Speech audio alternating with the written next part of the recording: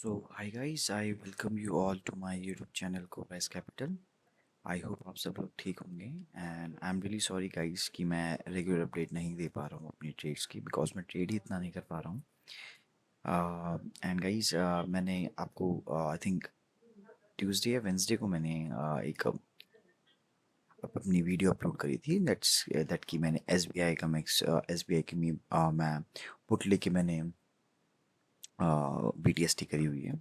So if I talk about SBI guys, उसका result बताने में, उसका जो भी आउटकम था वही बताने के लिए मैंने ये वीडियो बनाई है, बना रहा हूँ. सो गाइस, एसबीआई हमारा पॉइंट ऑफ व्यू ये था कि एसबीआई की ओके, सो हमने 11 फेब को हमने ये ट्रेड ली थी. 1 सेकेंड. 11 फेब को था गाइस वेंसडे, या. सो 11 फेब को हमने ट्रेड ली थी एंड मैंने कल ये ट्रेड एग्जिट कर दी है अराउंड 4,500 के अराउंड लॉसेस में. I am really sorry guys कि मैं स्क्रीनशॉट नहीं ले पाया उसका बिकॉज कल मैं थोड़ा बिजी था. But as you can see market, like, SBI, हमारा पॉइंट ऑफ व्यू ये था गाइस कि एक हैवी मोमेंटम, एक अपसाइड रैली आ चुकी है एसबीआई में. एक इतना बड़ा मोमेंटम आने के बाद, एक होल्ड करने के बाद दोबारा एक स्ट्रेच हो चुका है एसबीआई में. सो यहाँ से हमारा पॉइंट ऑफ व्यू था कि हल्का से भी अगर एक प्रॉफिट बुकिंग आती है, सो हल्की सी भी अगर ये पुल बैक के लिए नीचे आता है एसबीआई, सो उस पुट, तभी हमने वो पुट लिया था कि इस पुल बैक में हम, या फिर प्रॉफिट बुकिंग में we can make some money and फिर हम उसको एग्जिट कर लेते हैं. बट गाइस, प्रॉफिट बुकिंग भी नहीं आई एंड कोई पुल बैक भी नहीं लिया, बट इंटैक्ट कर रहा ऊपर के लिए SBI. So as we can see guys कि Nifty, you can see around around 1.30% का फॉल आया था फ्राइडे को. बट स्टिल एसबीआई में कोई डाउनसाइड मोमेंटम नहीं आया. स्टिल एसबीआई ने अपने आप को होल्ड करके रखा. So that is the reason कि मेरे को उस ट्रेड में ज़्यादा कन्विक्शन मिली नहीं कि यहाँ से अगर निफ्टी अगर गिर रहा है, इंडेक्स हमारा गिर रहा है, बट स्टिल एसबीआई अपने आप को होल्ड कर रहा है. सो मे बी एसबीआई का मतलब SBI still holding and SBI has a strong support, you can say. और मतलब बायर्स है एसबीआई में काफ़ी ज़्यादा जो उसको फॉल नहीं होने दे रहे. सो this is the reason I exited the trade and I exited. I booked around 4,500 loss on SBI and मैंने वो ट्रेड एग्जिट कर दी थी. सो यही अपडेट देने के लिए मैंने ये वीडियो बनाई थी गाइस. एंड सो हमने मैंने आपको बता दिया एसबीआई का जो भी रिजल्ट है. सो अगर मैं निफ्टी की बात करूँ guys, so you can see the levels of Nifty. हमने अराउंड अराउंड 1.30 पे क्लोजिंग दी है, 25,470 के अराउंड.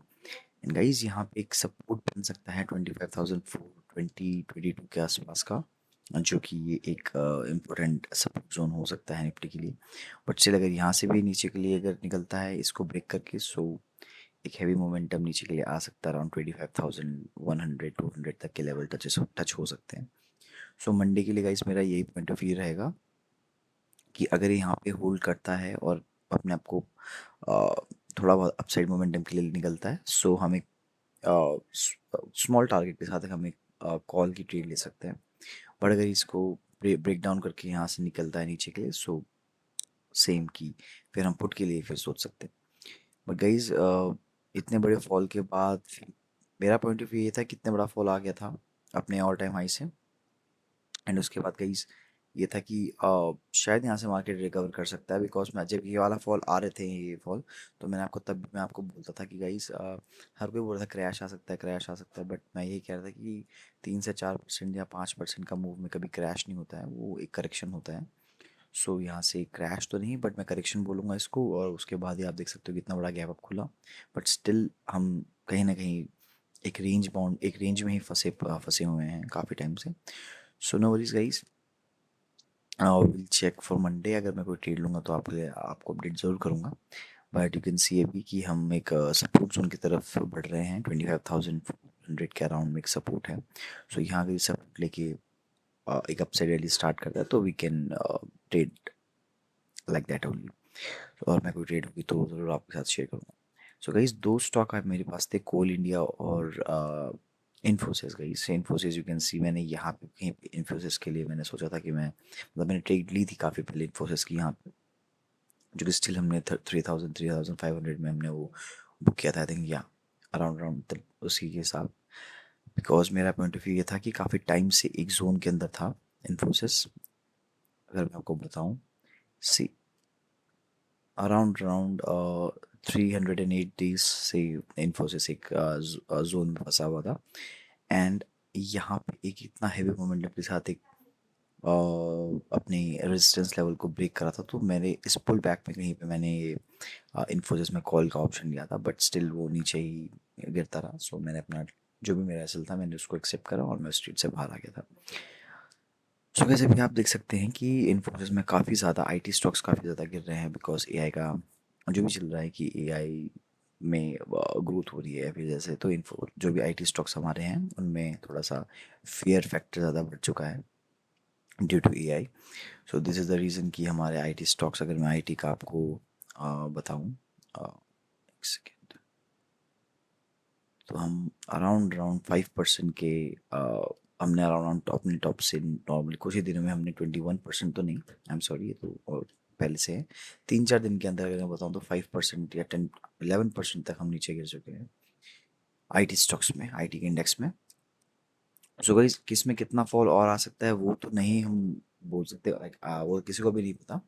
बट स्टिल अगर मैं इन्फोसिस की बात करूँ, जो कि बहुत ज़्यादा ऐसा बहुत एक अच्छी, अगर आप बोलो तो कंपनी भी है और एक स्टॉक भी बहुत अच्छा है, so we can go for long. Because अपने सपोर्ट जोन में ही काफ़ी ज़्यादा अ, एक फॉल देने के बाद स्टिल अराउंड 7% का फॉल देने के बाद रिकवरी आई है। सो रिकवरी के बाद अगर यहाँ से अपसाइड क्लियर निकलता है तो वी कैन, एंड ये जितने भी गैप्स हैं सारे फिल होंगे गाइस, मैं आपको बता रहा हूँ। फिर भी मार्केट में कोई भी गैप ऐसा नहीं रहता कि वो फिल ना हो, हर एक गैप फिल होते हैं। आप ये वाला गैप भी देखेंगे तो ये भी फिल हो चुका है, अभी ये गैप बचे हुए हैं, ये गैप बचा हुआ है। सो ये गैप आज नहीं तो कल फिल होंगी, बट ट्रेड हम इस लेवल पे ले सकते हैं कि अगर मेरी जो है, मैंने आपको सपोर्ट जोन दिखा रखा है 1370 के अराउंड का, 80 के अराउंड का। सो अगर यहाँ पे दोबारा एक कोई बुलिश कैंडल बननी फॉर्म होनी स्टार्ट होती है और आप मैं भी ये मैं अगर बताऊँ अपना, तो मैं ये ट्रेड अराउंड अराउंड 315 या 320 के अराउंड लूँगा फॉर BTST अगर मैं लेता हूँ तो। बिकॉज मेरा ये मानना है कि यहाँ से एक रिवर्सल आ सकता है, क्योंकि ये फियर फैक्टर की वजह से इतनी आईटी स्टॉक्स गिरे हैं, but still Infosys is a good stock. Infosys is a very good company for IT, and इसमें ये फॉल के बाद एक रिकवरी आना बहुत नॉर्मल है। सो दिस इज़ द रीज़न कि मैं इन्फोसिस का एक स्टॉक आपके साथ शेयर कर रहा हूँ, एंड एक Coal India guys, because Coal India भी अपने अच्छे सपोर्ट जोन में, यू कैन सी काफ़ी बार यहाँ पे सपोर्ट लिया, फिर जब ब्रेक डाउन हुआ तो फिर यहाँ रेजिस्टेंस लेना स्टार्ट कर दिया, एंड ऐसे ही एक supply and demand zone create होते हैं। सो अभी अपने डिमांड जोन में है। डिमांड जोन में अगर ये यहाँ पे सपोर्ट जोन में अपना एक बुलिश कैंडल समाओ ऐसे फॉर्म करता है ऐसे, so we can enter on this वही अराउंड अराउंड 350 या 320 के अराउंड हम इसमें एक बाय ट्रेड ले सकते हैं, एक कॉल ले सकते हैं।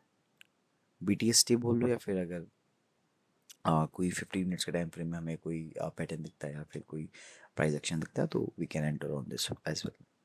सो that's all for today guys. Nifty की मैंने आपके साथ एनालिसिस शेयर कर दी हैं, दो स्टॉक मैंने सर आपके साथ शेयर कर दिए हैं, कोल इंडिया एंड इन्फोसिस।